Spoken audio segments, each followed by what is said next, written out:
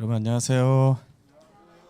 네, 장막부흥에 어떻게 은혜 많이 받으셨습니까?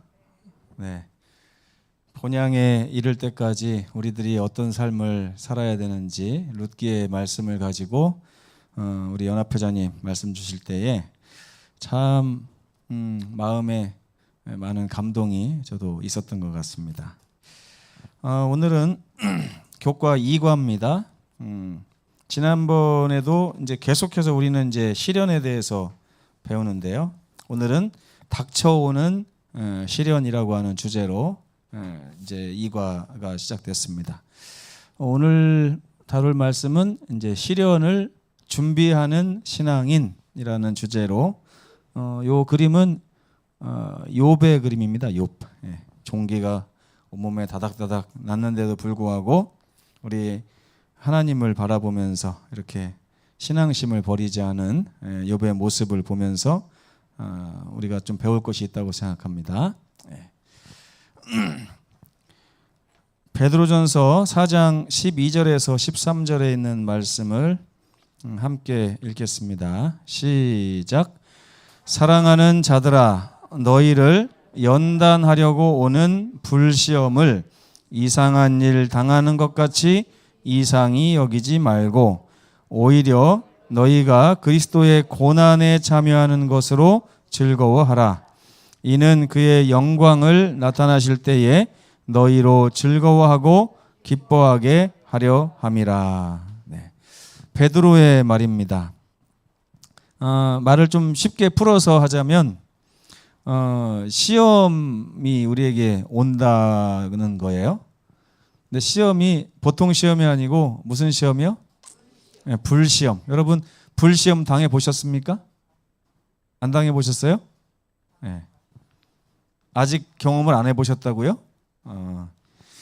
불시험을 다 당하게 돼 있어요. 여러분들이 만약에 지금 불시험을 안 당하고 있다고 그러면 거절한 거나 마찬가지입니다.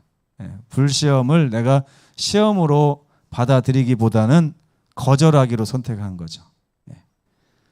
의사 공부를 3년 동안 열심히 했는데 갑자기 뜬금없이 시험일과 면접일이 다 안식일 날이에요. 이거 불시험입니까? 아닙니까? 불시험이죠.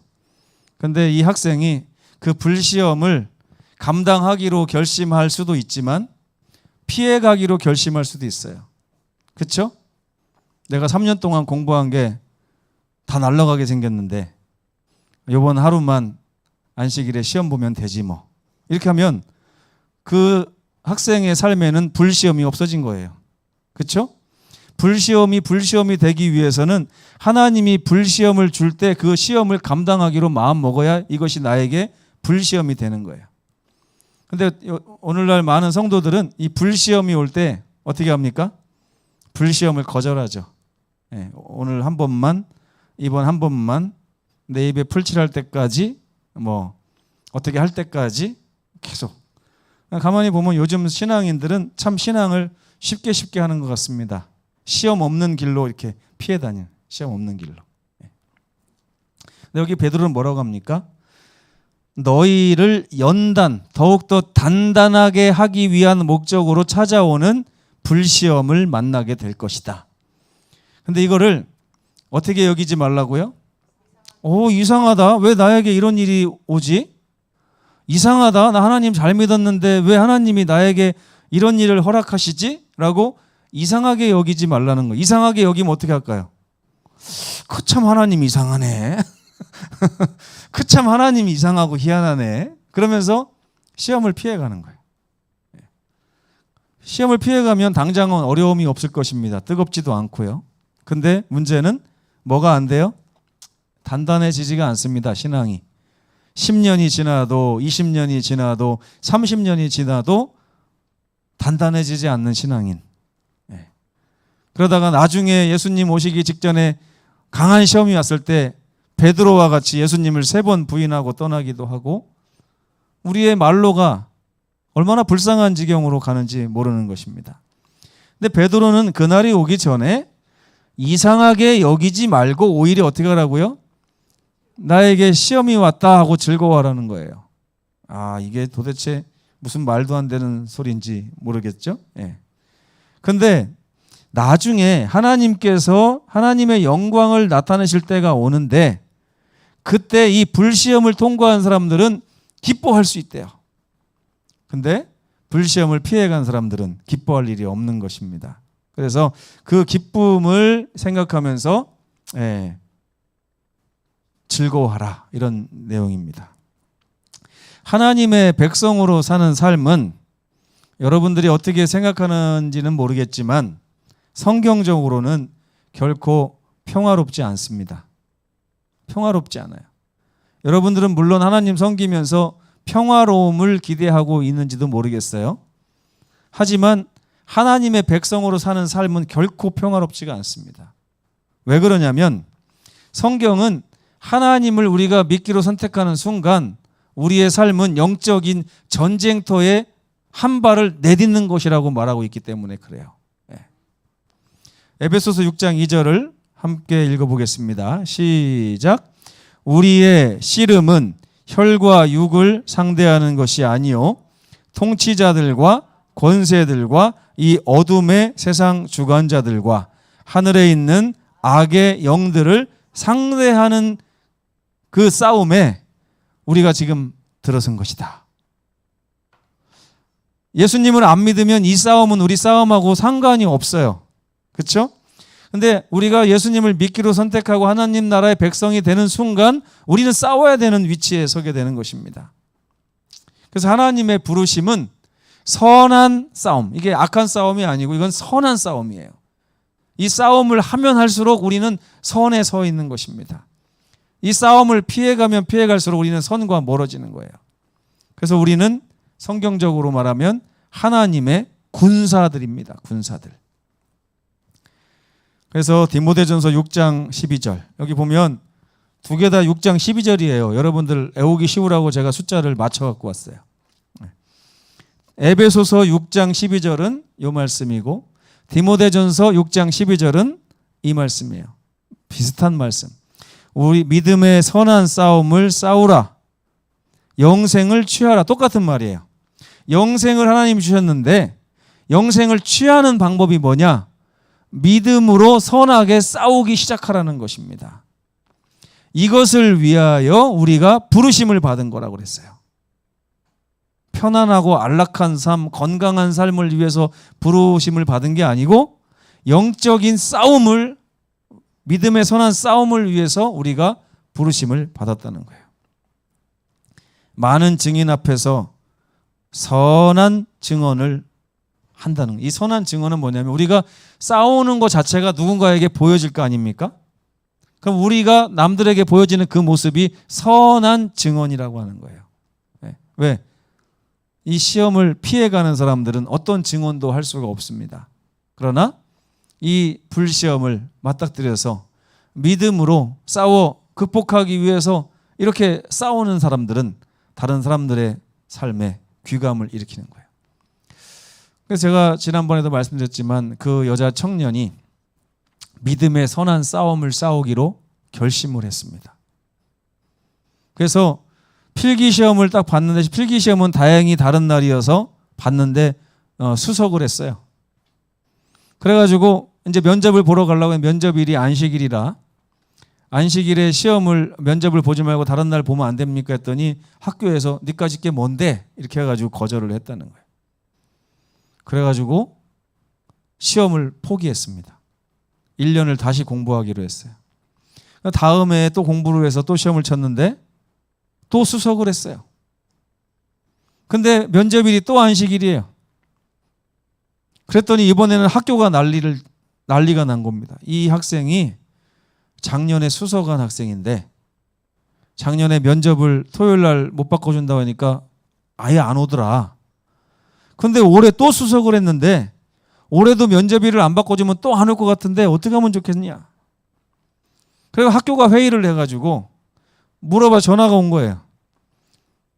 학교 교학처인데 작년에 시험 봤던 누구누구 맞죠? 예, 맞습니다. 그랬더니 올해도 면접일이 토요일인데 또 안 오실 겁니까? 했더니 토요일이면 제가 못 갑니다. 예, 알겠습니다. 그러니 다시 교수회의가 일어나고 그 학생을 위해서 면접일을 일요일로 바꿨습니다. 예. 이것이 선한 증언이에요. 믿음의 선한 싸움을 싸우기로 결정했습니다. 그럼 1년이 늦어졌잖아요. 손해입니까? 손해처럼 느껴지지만 나중에 학교에서 이 학생을 장학생으로 올리고 학교 교수들이 이뻐해주고 해가지고 막 올라가는데 다른 학생보다 1년이 빠르게 전문의가 되고 놀라운 일이 일어났습니다. 하나님이 이렇게 빠른 길을 인도하시는 거예요. 우리는 이렇게 믿음의 선한 싸움을 싸우도록 부르심을 받은 하나님의 백성들이라는 것입니다. 근데 시련은 원인이 있어요. 왜 우리가 이렇게 시련을 겪게 되는가? 하나님을 섬기는 것이 무슨 죄가 있길래 하나님을 섬기는 것 때문에 시련을 마주하게 되는가? 너무나도 많은 분들이 침례를 받고 나면 시련을 겪습니다. 당연한 거예요. 이거는 성경에서 이미 당연하다고 말한 것입니다. 왜? 우리에게는 원수가 있는데 원수는 우리를 넘어뜨리고 싶어 하기 때문에 우리는 시련을 당할 수밖에 없는 거예요. 하나님 백성들의 원수가 네 종류가 있습니다. 첫째는 죄의 창시자인 악한 마귀. 이 마귀는 우리로 하여금 하나님의 백성의 길을 벗어나게 하기 위해서 최선을 다하는 존재입니다. 여러분이 평소에 이렇게 경계하고 있지 않으면 어느 틈에 넘어갔는지 이미 넘어져 있는 자신을 발견하게 될 거예요. 경계하지 않으면. 그리고 이 마귀에게는 이 부하 천사들이 참 많이, 하늘 천사의 3분의 1이나 되는 그 천사들이 우리 각자의 삶에 달라붙어 가지고 만약에 제가요 여기서 나집사님을 알고 지낸 지가 11년 됐는데 나집사님을 제가 잘 못되게 하기 위한 목적으로 오늘부터 나집사님에게 가서 계속 뭔가 이간질을 하려고 마음을 먹으면 성공할까요? 못할까요? 예? 저는요 나집사님이 어떻게 하면 속상해하는지 다 알아요. 어떻게 하면 기쁜지도 알고, 그죠? 어떻게 어떤 일이 어떤 말을 하면 나집사님이 심하게 마음이 상한다는 걸 다 알고 있어요. 저도 맘만 먹으면 집사님 따라다니면서 집사님 하루를 계속해서 이렇게 안 좋은 하루로 만들 수 있고 얼마든지 가능합니다. 근데 이 마귀의 천사들은요 저하고는 비교가 될 수 없는 사람. 윤숙자 집사님 옆에도 그 마귀의 천사가 다 있어요. 송명수 집사님에게도 있고 저에게도 있고 다 있습니다. 목사라고 안 건들 줄 알고 그랬더니 아주 피를 많이 봤어요. 저도. 설마 목사를 건드리겠어 했는데 얼마나 잘 건드리는지 모릅니다. 이 악한 마귀의 천사들, 그리고 우리가 살고 있는 이 세상은요 이미 마귀의 포로가 돼 있는 세상입니다. 이 세상의 법이라든지 관습이라든지 시스템이라든지 사람들의 그런 경향이라든지 사람들의 그런 우리를 바라보는 시선 자체가 우리를 쉽지 않게 만드는 그런 세상입니다. 그리고 거기에 있는 사람들은 이미 죄로 쫙 물들어 있어가 그들이 말하는 모든 말, 그들이 행동하는 모든 행동 이런 것들이 전부 다 하나님의 백성으로서 살아가게 하는 데 있어서 심각한 어려움을 초래하는 그런 세상에서 우리가 살고 있습니다. 또 네 번째는요. 나 역시도 어떤 사람이에요? 죄의 포로가 돼 있는 자아를 가지고 있습니다. 제가 이제 설교하다가 성도들이 딴짓을 하면요. 원래는 사랑의 마음이 있으면 어떻게 돼요? 김학심 집사님이 왜 이 귀중한 말씀을 이렇게 안 들을까? 이렇게 되잖아요. 근데 어때요? 이 악한 자아가 내가 설교하는데 딴짓을 해? 이렇게 된단 말이에요. 근데 그거를 이겨내는 것이 굉장히 쉽지 않아요. 그래서 저도 어떨 때 보면요. 성도들이 막 반응이 좋고 아멘이 크면 저가 막 신나가지고 막 이렇게 설교할 때 저도 은혜를 많이 받아요. 근데 그날따라 뭐 이렇게 오래간만에 비 오다가 맑은 날이 왔는지 다 피곤하셔가지고 막 이렇게 깔아져 있으면 설교하다가 내려가고 싶어요. 하나님, 내가 여기서 설교해야 됩니까? 그러면서 내려가고 싶어요. 근데 이게 다 이 죄된 자아와의 싸움이에요. 미워지는 게 어쩔 수가 없어요. 근데 로마서 1장에 보면 미움도 이 죄의 특징이라고 했어요. 미움도, 멸시도 죄의 특징, 질투도 죄의 특징. 제가 교회에서 설교하다가는 이렇게 아무리 해도 아멘도 안 하던 분들이 장막붕 해갖고 아멘 아멘 하는 걸 옆에서 보면서 야, 저분이 은혜 많이 받아, 이게 아니에요. 저기서는 아멘 그게 안 해, 이렇게 되는 거예요, 사람이. 아무튼 우리에게는 누가 있다고요? 원수가 있어요.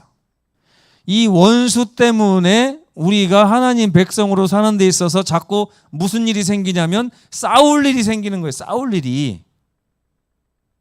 근데 여러분, 이 싸울 일이 생길 때마다 그것을 이상하게 여기는 분들은 어떻게 하게 돼 있냐면 피해가게, 나 싫어, 나 안 싸울래 하고 도망가게 돼 있어요. 안 싸울래. 나 싸우면 얼마나 힘들어 내가. 그죠? 싸우면 금전적으로도 손해봐요. 남들이 저에게 좋은 소리 안 해요. 이상한 취급해요. 그죠? 그 다음에 사회적으로나 어떤 무슨 불이익을 당할 때도 있어요. 예? 그리고 불편해요. 예. 제가 저번에 군대 얘기도 했잖아요. 대대장님이 저에게 그렇게 잘해줬는데 딱 한 번 그거를 못해가지고 네가 교회 가겠다고 이렇게 해가지고 제가 참 심하게 타격을 입었던 적이 있었다니까요. 사도 바울은 그리스도인들이 시련을 위해서 부르심을 받았다고 얘기합니다. 이거 극단적인 얘기지만 우리가 하나님의 백성이 된다는 얘기는 시련 받기로 선택한 삶이다, 이렇게 말하고 있는 것입니다. 그러니까 시련을 우리가 이상하게 여기면 돼요, 안 돼요? 내가 하나님의 백성이 된 순간 나에게는 세상 사람과 비교할 수 없는 시련의 삶이 찾아오고 있다는 것을 우리는 인정하고 하나님 백성이 된 것입니다.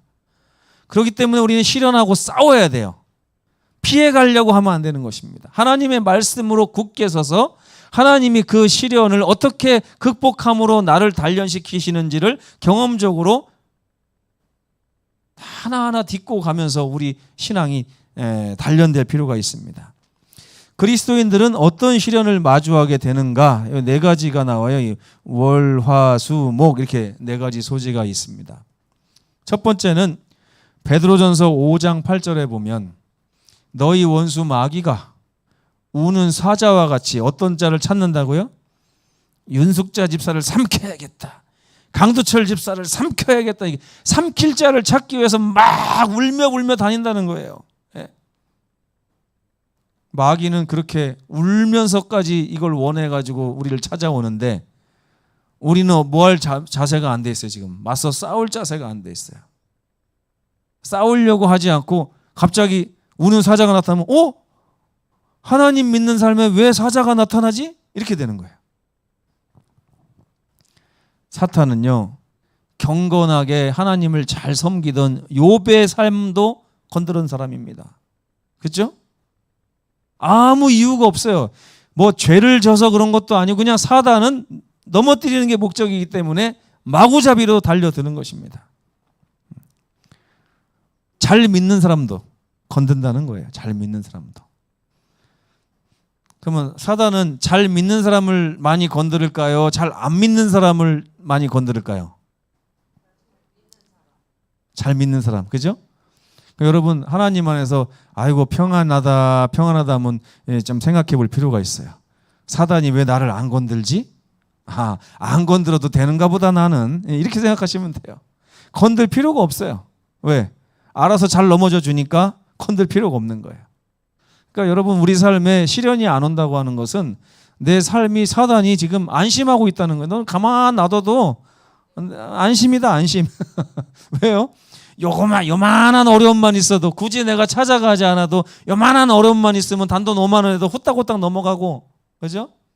단돈 10만 원에도 후딱후딱 넘어가고, 친구에게 약간 좀 모진 소리 듣기 싫어가지고 그냥 안식일이고 어디고 갈 데 있으면 다 가고. 로마서 1장 18절에 보면 하나님의 진노가 모든 불의를 갖고 있는 사람들의 삶에 이르러 온다고 그랬어요. 왜? 하나님과 불의는 상충됩니다. 그래서 마치 하나님이 그 불의를 내려주는 것처럼, 왜? 우리가 하나님 백성이니까. 그죠? 하나님 백성으로 살려고 하는데 우리가 뭘 가지고 있어요? 죄를 가지고 있는 거예요. 죄의 모습을 가지고 있는 거예요. 그러다 보니까 하나님 뜻대로 살려고 하면 이 죄로 인해서 당연히 시련을 겪게 돼 있습니다. 당연히 시련을 겪게 돼 있어요. 여러분, 대한민국에 살던 사람들이 북한에 가서 살게 되면 어떻게 될까요? 네? 불편할까요? 안 불편할까요? 화장실 한번, 북한에 만약에 여행을 가도 저는 1박 2일도 못 갈 것 같아요. 화장실이 수세식이 없잖아요. 그죠? 불편한 게 이만저만. 이 죄와 하나님의 백성들은 상충되는 것입니다. 그래서 죄 때문에 이렇게 시련이 오는데, 문제는 나의 삶에 나타나는 죄 때문에 시련이 닥쳐옵니다.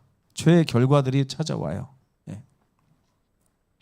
그럴 때에 하나님께서 예레미야 9장 7절에 보면 내가 요 놈들을 어떻게 처치할까?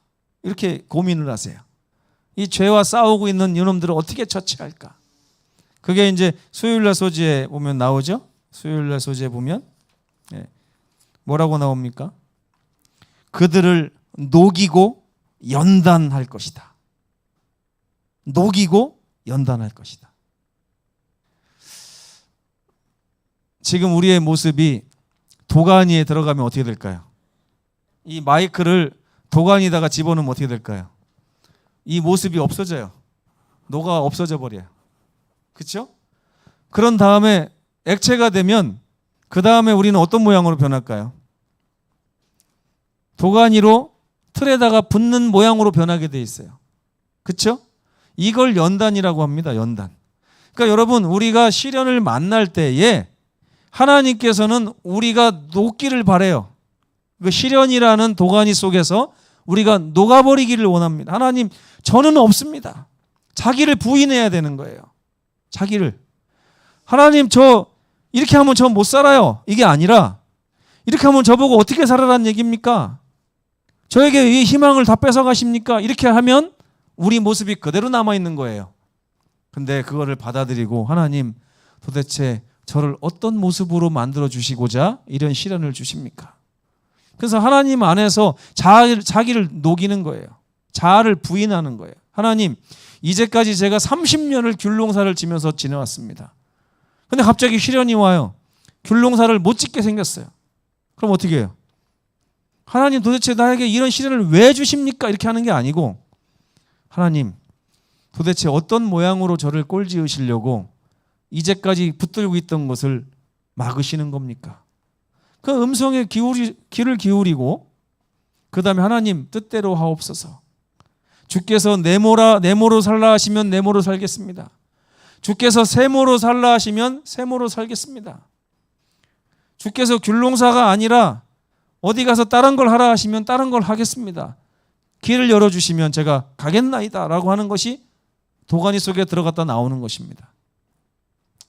박 장로님이 평생을 열쇠집을 하셨는데 갑자기 하나님이 막으시면 어떻게 해야 돼요? 하나님, 도대체 저를 어떤 모양으로 꼴지으시려고 하시는 것입니까? 도가니 속에 가서 나의 모든 것을 다 내려놔야 돼요.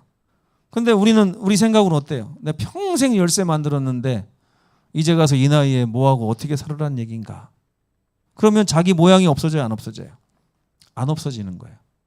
안 없어져요. 여러분, 이번 기회에 이 고난과 시련에 대해서 배울 때 이 앞 페이지를 가만히 보세요. 노가 없어지지 않으면 아무것도 만들 수가 없어요. 하나님께서 우리를 그렇게 하는 것입니다. 정결케 하는 시련들은 우리 삶이 죄와 아직 분리되지 않은 여러 가지 그런 요소들이 있을 때 하나님이 불시험을 통해서 그 요소들을 다 빼고 뭐만 남긴다고요? 정금만 남긴다고 하는 것이 이 정결의 시련입니다. 내 삶에서 나의 삶을 하늘과 맞지 않게 하는 죄의 흔적들을 다 녹이 없애고 내 자아를 녹이 없앤 다음에 순종하는 마음으로 하나님이 꼴짓고자 하는 모양으로 내 삶이 거듭나는 것을 이 정결의 시험이라고 그래요. 이걸 피해가면 안 됩니다. 너무나 많은 성도들이 이 시험을 피해가고 거절하고 하는 것이죠. 그런 다음에 고린도후서 12장 7절에 보면 사탄의 가시라는 게 있어요. 네. 사탄의 사자, 육체의 가시라고 해요. 사도 바울이 내 육체에 가시가 있는데 이것이 나를 더욱더 성숙하게 한다 그랬어요. 네. 사도 바울은 눈이 잘 안 보였죠. 근데 어떤 분들은 이래요. 하나님, 내 다리가 지금 아픈데 이 다리를 낫게 해주기 전에는 아무것도 못합니다. 네. 코로나 걸려갖고 죽게 생겼습니다. 이거 낫게 해주기 전에는 아무것도 못합니다. 네. 근데 그건 우리 생각이죠. 근데 하나님께서 바울이 하나님 저를 사도로 세워주셔놓고서 이렇게 눈 안 보이게 해놓으면은 제가 어떻게 하라는 얘기입니까? 빨리 낫게 해주십시오 하고 기도하니까 하나님이 뭐라고 하셨어요? 내 은혜가 너에게 족하도다. 그러니까 바울이 뭐라고 해요? 아멘 그랬어요. 주께서 그렇다고 말씀하시면 그런 것입니다. 그럼 제가 이제부터 이 육체의 이 연약함에 대해서 하나님 앞에 절대 불평하지 않겠습니다. 이게 바로 사도 바울을 성숙시킨 것입니다. 참 놀라운. 그래서 이 욥이 뭐라고 그랬어요? 주께서 나를 단련하신 후에는 내가 정금같이 나오게 될 것입니다. 그래서 그리스도인들은 먼저 이러한 시련을 어떻게 해야 되냐면 예상해야 돼요. 앞으로 2022년부터 2030년까지 내 삶이 아무런 풍파가 없을 거라고 그렇게 예상하지 말고 내가 하나님을 열심히 섬기려고 하면 할수록 사단은 나에게 자꾸 시련을 줄 것이다 라고 예상을 해야 돼요. 예상. 예. 왜? 하나님은 우리가 예상하고 준비할 때 그 시련을 허락하시기 때문에 그렇습니다. 근데 중요한 거는요, 그 시련을 허락하는 이유는 그 시련이 곧 우리에게 유익을 주기 때문에 그러시다는 거예요. 마귀는 어때요? 시련을 통해서 우리를 어떻게 하려고 하는 게 목적입니까? 넘어뜨리려는 게 목적이에요. 근데 하나님은 어때요? 시련을 통해서 우리를 단련시키는 게 목적이고 정금으로 만드는 게 목적이십니다. 욥기 23장 10절. 내가 가는 길은 내가 아는 것이 아니라 누가 안다고요? 그가 아신다. 그래서 그가 나를 단련하신 후에는 내가 순금같이 되어서 도가니에서 나오게 될 것이다. 아멘. 예. 그렇기 때문에 하나님께서는 이 도가니 안의 시련을 감당할 만한 시련으로 주십니다. 그리스도인들은 시련을 예측하고 이 시련이 찾아왔을 때 어떻게 대항할 것인지를 준비하며 살아야 됩니다. 갑자기 시련을 맞아서 확 무너지는 것이 아니라 언제 내 삶에 전쟁이 일어나고 언제 내 삶에 풍파가 일어날 수 있다는 것을 늘 마음에 간직하고 그럴 때에 그 시련과 맞서 싸우기로 준비된 잘 정비된 군사가 되어야 된다는 것입니다. 마귀는 우리를 넘어뜨리려 하지만 예수께서는 이미 마귀를 이기셨습니다. 그렇기 때문에 우리는 결코 시련을 두려워할 필요는 없고요. 우리 바울은 고린도전서 10장 13절에 이런 말을 했습니다. 오직 하나님은 미쁘사 너희가 감당하지 못할 시험 당함은 허락하지 아니하신다. 우리가 시련을 통해서 정금으로 될 수 있는 시련은 주시지만 시련을 통해서 우리가 죽어버리는 시련은 아예 허락하지 않으신다고. 하나님 믿으세요, 여러분? 네. 그래서 시험 당할 즈음에 또한 어떤 길도 낸다고요? 피할 길을 반드시 내신다는 거예요. 피할 길을. 굳이 그 길을 맞닥뜨려서 내가 못 간다 할지라도 피할 길을 내신다는 거예요. 그러니까 믿음으로 주님 붙잡고 주님이 원하시는 길에 설 필요가 있다는 것입니다. 그리고 능히 그 시험을 우리로 하여금 감당하게 하신다는 거예요. 이런 우리 주님을 따라가는 삶은 참 시련 가운데서도 기쁘고 행복하고 만족스러운 삶이 될 수 있을 거라고 생각합니다. 날마다 우리 주님의 손을 붙잡고 기적을 경험하며 가는 거예요. 여러분, 욥의 인생을 지난번에 배웠잖아요. 욥의 인생을 가만히 보니까 계속 기적의 연속이잖아요. 왜 그럴까요? 욥이 시련을 피하지 않고요, 주님 손을 붙잡고 그 시련과 맞서 싸우기로 결심했기 때문에 하나님이 그 시련과 싸우는 욥의 삶을 계속 피할 길을 내셔갖고 기적으로 이끄셨던 것입니다. 예? 보디발의 집에 가서 가정 총무가 되게 하시고, 감옥에 들어갔지만 또 거기서 재반 사무를 보는 사람이 되게 하시고, 거기서 또 한참 썩을 줄 알았더니 갑자기 꿈을 해몽하게 하셔가지고 애굽의 총리로 만들어 주신 그 하나님의 기적을 우리는 능히 경험할 수 있어요. 그런데 우리가 불시험을 자꾸만 거절하고 피하고 이렇게 해서 나보고 어떻게 살아라는 거냐, 자꾸 이렇게 하기 때문에 우리 삶도 망가지고 우리를 보는 연약한 성도들의 삶에는 우리 보고 배울 게 없는 거예요. 여러분, 우리들의 삶이 나도 살리고 연약한 형제도 살릴 수 있다는 사실을 꼭 기억하시면 좋겠습니다. 그래서 시련을 맞닥뜨렸을 때 이상하게 생각하는 신앙인이 아니라 내 삶에 언제 어려운 일이 와도 이상하지 않고 나는 늘 준비되어 있다라고 하는 시련을 준비하는 그런 신앙인 되시기를 간절히 바라면서 말씀을 마치겠습니다.